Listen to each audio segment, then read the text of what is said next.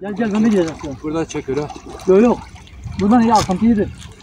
Daha bu taraf şeydi, çukurdu. Tamam. Çek.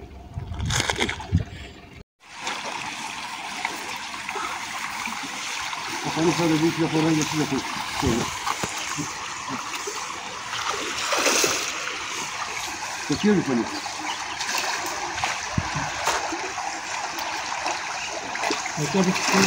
Altı boş mu?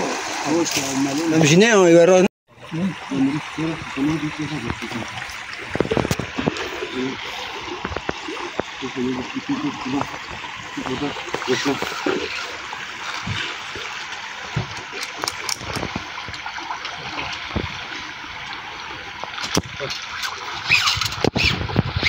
Ditine kom ditine. Ay.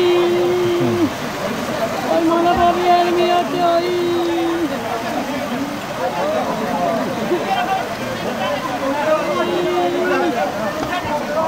Ay. Kaç kemle çarpı falan var. Ona tel. Neresene bir?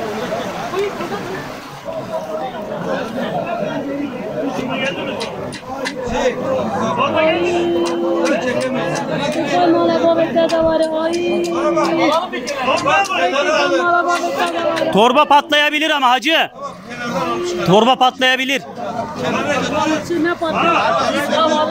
Torba poşete.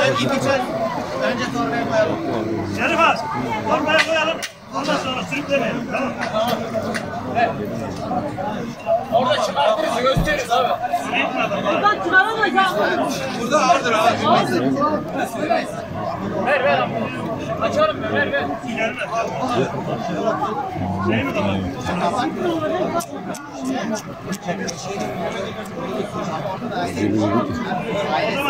Tamam. Abi sürüyelim. Tamam.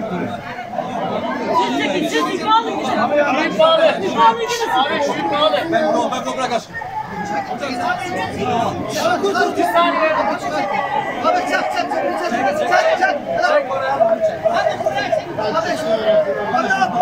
Bağlı mı bağlı? İki falan var. İki.